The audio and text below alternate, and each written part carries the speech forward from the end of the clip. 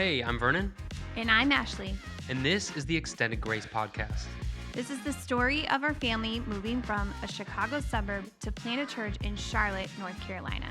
We're recording this as it happens. The highs, the lows, and the conversations that are shaping who we are becoming as a church and as a couple doing this together.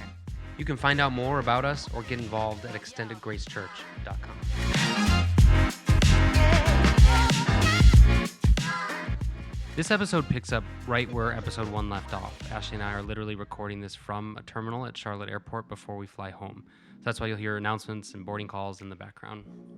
In this one, we walk through the last few days, the people we met, the neighborhoods we drove through, the overwhelming moments, and a Sunday morning that ended up being one of the clearest confirmations either of us has ever felt. But fair warning, we do go through some real doubt and some real emotion in this one. Wasn't all clarity and peace the whole trip. But with that, let's get into it.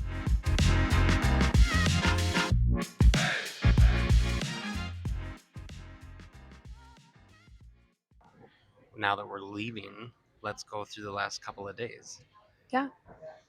Go ahead. Yeah, I want you to start. For me to start. Yeah. All right. Well, we had the privilege of staying with some wonderful people. The Buns family, so Jody and Mike, incredible people. We have just absolutely loved them, and they've encouraged us so much. Jody's parents also live with them, who are also missionaries. They've all been missionaries, lived on the missions field for a long time. Yeah. They all now work for JAARS, which is, I think we mentioned. Quick context if you didn't catch episode 1. JAARS stands for Jungle Aviation and Radio Service. Started decades ago flying missionaries and supplies into remote areas by air, and it's grown into a much bigger aviation missions organization since then. And that's the campus Ashley and I spent the first day on. Spent our whole first day here, pretty much on the JAARS campus, Yeah, just getting sitting in a tours. class. Yeah. Mm-hmm. Got to go on a helicopter ride to see the area. Yeah. Just really incredible. But I also want to mention First tour. Rich and Esther, Yes. Jody's parents. Shout out Rich and Esther. They were also just amazing people. Missionaries to Africa for decades. Yes. Yeah. Multiple places. They've been like everywhere. Yeah. But all this to say, they have an apartment that they let us stay in, and so it's just an honor. Yeah. To So be we with did that them. all day. We got in Thursday night, and we did like all the jar stuff Friday. We were really anxious because the reason we were here was to get feet on the ground in South Charlotte, just to go like pray through the neighborhoods, walk the neighborhoods, drive through them. I think by Our the feelings. end of Friday, Yeah. I was feeling like just overwhelmed Yeah. with the thoughts of everything that we would need to figure out. Yeah. And Yeah. Schools. health, I think moving. originally we even thought like, oh, we're just going to start with a simple home church and like, it'll just build really, really slow if we decide to do this. Yeah. And then we were talking and found out that a lot of the churches in this area, they have like a launch date Yeah. and like officially kick off, which felt more overwhelming to me in that first day of like, we have to have this more together from the beginning than I thought. Does that make sense? Totally. Yeah. No, and I was feeling a complete peace. Yeah. We hadn't seen anything yet, but I was like, oh, I love this already. I like the area. Yeah. But I think spending time and just hearing the mission of JAARS was just really incredible and encouraging to you as a human being and just wanting to love people and be a part of missions. And totally. We also had dinner with the family we were staying with, and it's just so encouraging, and they're just wonderful people, and just hearing their stories, and it gets you excited for ministry. And it does. Yeah. So it's kind of like I was feeling overwhelmed. Yeah. There's a lot to do if we're going to do this. Yeah. And you were feeling like, yes, gung ho. Yeah. Like, okay, we can do this. Yeah. All right. So Friday's in the books. Saturday is the day that we actually get in the car and start driving the neighborhoods, checking out schools, getting real numbers in front of us for the first time, which, spoiler alert, hits different than you think. So we woke up Saturday. My sister lives in Wilkesboro, North Carolina. Yeah. So right outside of Boone. Up in the mountains. And she works for Samaritan's Purse. Yeah. So she actually came down for the day or for the night and stayed with us. So she came down Saturday morning. Yeah. And got to spend a lot of time with us, which was awesome. Yeah. And we decided, okay, we got to go see the area, drive around, start to get to know things a little bit more, and just literally head north. Yeah. So we did. She got down here. We decided. Yeah. To just start driving. Yeah. So we did. Yeah. Yeah. We drove north. We went straight north from Waxhaw, which got us into like Matthews, Weddington area. So Charlotte has this like that's the 485 that goes all the way around Charlotte, and like in that highway is Charlotte, and like right outside is a lot of the cities, but obviously that's like a generalization. So we just headed towards that line, just started going through the neighborhoods. Yeah. What was your first instinct when first thoughts we went through? Started looking at schools. I had started researching we went through schools more, first, and so we went and drove to a couple, and I was like, oh, I don't know. Yeah. It was shocking to me that private schools here were a lot more expensive than where we live, and we live right outside of Chicago. Yes. So that was a tiny bit discouraging to me. That was very discouraging to me. I mean, they have the voucher system here, which is incredible. We don't know how that works yet. Yeah. And we know there's, discounts for different things and whatever. But it's important to us, I think, to have our kids in a private school. We really want them to be in a good environment. Yeah. And in a God-centered environment. And we feel strongly about that. And we're not sure that we feel called to homeschooling. Yeah. So yeah, that was a little hard to hit because we know we're obviously coming here for ministry and we're going to take a pay cut obviously coming here, and so that was a little hard to be like, how are we going to find a home that we can afford that's good for our family, and now pay for 4 tuitions to private school. Totally. And all this stuff. So that was kind of more difficult. Expensive. Yeah, Like more expensive. Yeah, that was definitely discouraging. That was discouraging to me. I made a comment. We went through one of the schools that was like really expensive, and I was like, I forget the exact comment I made, but it was basically like, why are we here? There's no way we can afford this school whatsoever. But that was definitely discouraging because it's like, how are we going to do this? Yeah. And the school, it's hard to get any sense of these schools because we can't go in them. It's summer. There's nobody there. We're just kind of driving through them. So yeah, and we went on a Saturday. Yeah, so we went on a Saturday. But from there, we just kept driving areas, looking up housing prices, looking different neighborhoods. Yeah. And it's funny because even though like the school was a little bit more discouraging, I kind of know, God's gonna work things out. Yeah. And I have a lot of faith, and like we'll figure it out. We might have to like cut things, or I don't know. We'll figure it out. I don't know. Whatever. Yeah. Great attitude. I felt so much more peace on Saturday. Yeah. Driving the neighborhoods, seeing the areas, and just getting excited. And like, I love it here. And like, just, I don't know, just seeing the family oriented areas and the different schools, and the fact that there are so many private schools. Yeah, was and the incredible. voucher system is incredible. Yeah. Yeah. So you were feeling more encouraged that day. Yeah. Despite the schools are more expensive, but kind of like trusting that we can do this. Mm-hmm. I was not. Yeah. We flip-flopped. And I didn't really say anything during the day, but it's like, we're going to these houses, I'm seeing these things, and I'm like, there's no way we can afford this. Like, we're going to have to increase our mortgage. We're also increasing costs on education. Like, how in the world are we going to do this? Mm-hmm. So I was feeling really discouraged because, like, we're either going to have, like, really small, tiny house that's not going to fit our family, but, like, suffer here. And then I was thinking, I'm like, we're doing that. Plus, so we have to pack up everything. We have to leave everything that we know in our home. We're gonna travel. We're gonna move. Which are already big things. And then we have to get our kids in a new school. And there's a really loud beeping noise behind. So it's just really getting discouraged. I'm like, and then so we're gonna move and do all of this stuff. It's gonna be so chaotic, and we're gonna end up moving somewhere smaller.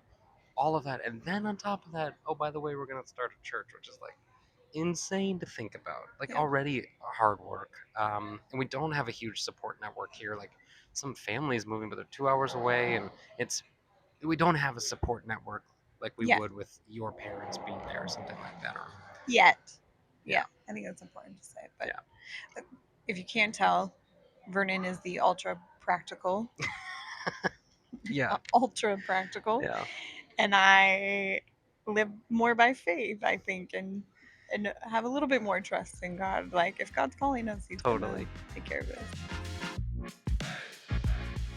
As you can tell, my faith muscle is getting a decent workout already.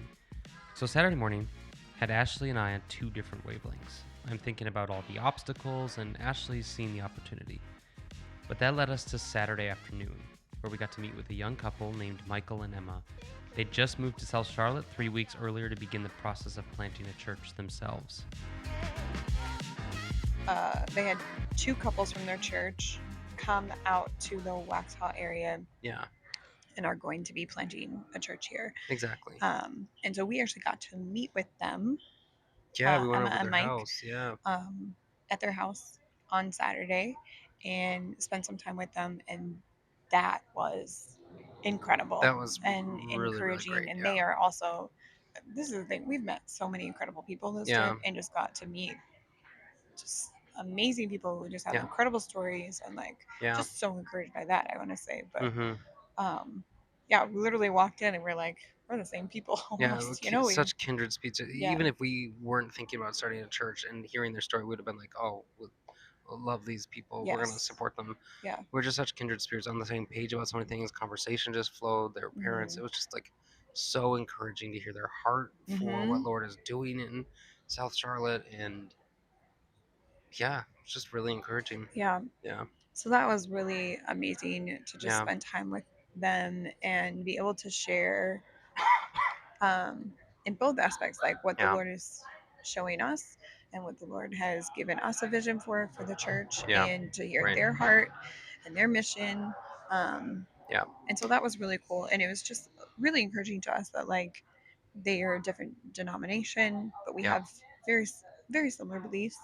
But it's like we already are let's be sister churches, let's do things together. Totally. Like we believe in churches coming together for the same mission, the same mind, and just love that we are 2 possible church plants, and we're like, let's do this together. Yeah, and they're not that far ahead necessarily. They just moved to Waxhaw. They're starting the church in the next, what did they say, 6 months or something? They're going to start Bible studies. They're kicking off in the fall with Bible studies, and then once they grew to 2 Bible studies, they would start meeting on a Sunday. So. Yeah, like a home church too, eventually location model. So that was really encouraging, but I was still discouraged overall because I'm like, this is just a lot. It was just really weighing on me, like how much it's going to be. Yeah. How much effort. Yeah. So that was Saturday, and of course, the first inclination I gave to Ashley about that doubt was that night we're talking to our kids and her parents on the phone, and they asked me, they're like, "Vernon, how was it for you?" And I'm like, "This is gonna be a lot. Like, I don't think this is gonna happen." Yeah. Well, I don't even remember the words I said. It was like, the look on your face more that gave it away to me than the words that you said. This isn't it. Not that you said this isn't it. You were just like, I don't know. This is a lot. It was gonna be super Which is true, hard. but you were very, very focused on the hard at that moment. So it doesn't make logical sense to do this. Yeah, that's what I'm realizing. The encouraging thing to me, especially that first night, was my dad. My parents are incredible, and they've lived by faith so many times in their lives, and stepped out in faith, and that's such a testament to me. And my dad really said on the phone, he encouraged us, and he was like, "You don't have to have everything figured out. Right. Like, Right. God will provide. God will open the right doors. Like, you Yep. don't have to have everything figured out." You don't And have that to have was everything figured out. encouraging. Yeah, totally. Yeah.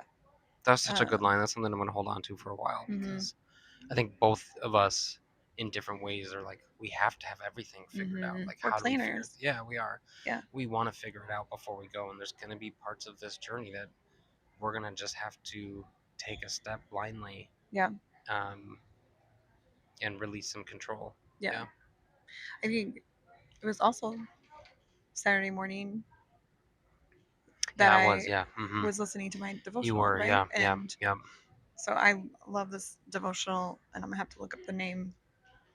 We'll put it in the show notes put it in the for show you. notes. There we go. But I love this guy who does all these devotionals, and he picks a book, and he goes literally chapter by chapter, and I just absolutely love them. Yeah. And it was talking about Matthew, Yep. Matthew 9. Of course, it was Matthew 9. And I'm like, hey, while we're sitting here eating breakfast, do you care if I just like play my devotional? And just, because it's like an audio one, whatever. Yeah. And it ends with, of course, the famous passage about pray for the Lord to send out workers into the harvest because the harvest is plentiful, but the workers are few. Yeah. Vernon made a joke, and he was like, "Did you do that on purpose?" Yeah, did you do that on purpose? I was like, "No, I've just been going through Matthew," so that was kind of funny that morning. So Saturday ends with a lot of highs and a lot of lows, if we're being honest. But that gets us to Sunday morning. Sunday morning changes everything. We visit a church plant that's 5.5 years old and already running 4 services, 1,400 people a weekend. And what happens in that service ends up answering the exact questions that we've been wrestling with this whole trip. Let's jump to Sunday. Because Sunday's where it all happened. Yeah. Sunday, they were planning to take us. They have a church that's like more local. The family they've been we were apart. staying with. Yeah, sorry, the family we've been staying with. So they have a church that's local. They've been a part of for a while, but their son-in-law and daughter attend and work at a church up in East Charlotte. So Harrisburg. Yeah, called the Berg. Yeah. And they were a church plant 5.5 years ago. And so Mr. Bunn, Mike Bunn, was like, let's take you up there because if anything, get some encouragement from a place that was a church plant and is 5 years old and now has 4 services. So they have just exploded in the area. They have like 1,400 people a weekend, they said. And I was just so excited to go to church and just worship. Being on staff at a church, you don't get Not to do have that. to do anything. Yeah, and so you just enjoy show it. up and sit down and worship. It's so rare for us. Yeah, so it was really cool. So we head out. We go to church. We're going to like third service or something. But Mike was like, "I'll introduce you to Pastor Wesley, who's the pastor at the Berg Church." And so we go to church, and it was just like from start to finish was like just so good, so refreshing. Just their service. We could talk a lot about everything there. It was just really refreshing. But I'll share what really spoke to me, and then I want you to share too. I had been 2 different things. I had been reading Genesis 12 and 13 and 14 through like 16 over the last few days, and just kind of like studying. I just love just like sitting and reading sentences and just mulling over. So I had been reading that, but somewhat disconnected from this trip. I hadn't really been thinking about it. But one of the things that had kept coming up was how Abraham continued to try and grapple with control. So he tries to get control in the famine situation, and then ends up going to Egypt. So rather than trusting in God, he goes to Egypt and then tells Pharaoh, gives his wife to Pharaoh, and basically is just trying to like grapple for control of like, how can I take control of the situation? And God thankfully spares Abraham and his wife in that situation, and Pharaoh ends up granting them and giving them a whole bunch of stuff, and they leave after God appears to Pharaoh in a dream. Well, anyways, the whole situation was just about like releasing control. So I've been reading that, been meditating on that, and then I was also reading Acts. I think it's 15. Now it's blanking. I think it's 15 or 16 when Paul and Silas go out and the Holy Spirit prevents them from going into Asia. And so I've just been kind of meditating on those 2 things. So in service, the service was on Galatians 5 and the fruit of the Spirit, and he was preaching on joy that week. And he gets up and right away he talks about Paul and Silas in prison. So after that episode where they go around Asia, they get in, and then they get beaten, put in prison because they end up healing this lady who had been making a bunch of money for all of these. You can go read this story. It's in the Bible. And they get beaten, they get put in jail. And so he brings up the story. It's like, some of you guys are in jail or feel like you're in bondage right now, chained. And it was at midnight that they start worshiping. So it's just like this moment where I'm like, all of these things start to come together of like God telling me, one, you need to release control. I will provide for you guys. I will provide. You need to trust me. Don't try and reach for or demand control and go to your own way to try and plan and get things control of that you could potentially get control of but are going to overwhelm you. Let me release control and let me provide. And then this moment of like God in our story process, as you heard in the last episode, is like God bringing us somewhere and then kind of diverting us. And so I've been thinking about that. But then in this moment, it was like talking about Paul and Silas in prison, and you have to worship through, was like this really dark moment. Um, but it happened right after that, and it was like God is leading us. He obviously felt like he changed our journey, but this has been it the whole time. And so I was just really like blessed by that. It felt like, okay, God, I feel like this is what you've been trying to convince me of this whole time. Release control, I'll provide, and this is where I'm bringing you. So that's really where the Lord touched me on Sunday. Yeah. For me, worship is like a huge part of my heart, and it's, Mm-hmm. I say all the time, like, I feel like I connect the most with God through worship, and like Yeah. God speaks to me so much through worship. Yeah. And in worship, I mean, from the beginning, it was just like the words of the songs were just hitting me so hard, and I felt like God was just encouraging me. And in one of the songs, it was saying like all the glory to God, and I felt like in the moment, God was like, I'm going to take care of you, and all the glory will be to him. And like, he's doing something Yeah. here. And it was just like I had this overwhelming emotion of just wanting to serve him and Mm. do what he's calling us to be and be a Yeah. part of what he's doing here in the Charlotte Yeah. area. And the the people are just hungry Mm. here, Yeah. and it was just overwhelming to me. I started crying in the middle of worship, like, Mm-hmm. just God, I want to glorify you. Yeah. I want to be Yeah. a part of seeing people come to you Yeah. and um, have a heart for you again and be on fire for you again, and seeing Yeah. um, people be healed, people be Yeah. reunited, people be, Yeah. I don't know, Rekindled in there, like, rekindled. yeah, Yes, yeah, yes, absolutely. yeah. Yeah. So that just See like their excitement come back. really hit me during that. And um, there was other Yeah. things, even just the fact of like when he was talking about the bondage Mm-hmm. too. For me, it was almost like we've been in bondage Mm-hmm. and stuck in a place that we have been feeling like it's burning us out. Yeah. I mean, we kind of shared in the last one, like, we take on a lot of responsibility, and Yeah. we've been stuck in this place of like, we are giving, giving, giving, and we are starting to lose our joy. And I loved that he said that joy is not taken from Yeah. us. Yeah. We put joy down and put something in place of it. Totally. Yeah. And that was really convicting for me, Mm. because I'm like, we're choosing to lose our joy because we're overwhelmed. Yeah. And Yeah. instead, we are becoming more bitter. Yeah. And that is wrong. And that's not what God has for us. Yeah. And that's not what I want Yeah. for us, for our kids, for our lives, for those around us. Yeah. And that I really just felt like the Lord was saying, pick back up your joy. Mm. Um, so even take away the church plan part Yeah. of it at all. And it was just, I felt like that was so encouraging to me and challenging to me of like, pick back up your joy because I have something so good for you. Yeah. Um, Mm. so that was I love some it. big things that like hit me there. And it was just when we left church and we got into the car and just got to talking about like what the Lord Mm. was speaking to us. And again, like I said, the day before, my devotions was Matthew 9. Yeah. So the next morning, my devotions was Matthew Matthew 10. 10, Right. and literally talking about sending the disciples Yeah. as almost like missionaries to go and to spread the gospel and to Bring the all the kingdom of different God. Yeah. towns. Yeah. Mm-hmm. And in that it's talking about don't prepare, like go and I will provide for you. That same thing of like, stop trying to prepare. You need to just go. And again, it was like confirmed in that message that we heard, and just being in there, seeing people on fire for God, seeing how many people want to be totally a part of this movement that is happening, and what the Lord is doing was just incredible. And so whole thing was just like, wow, this feels like so much confirmation to us.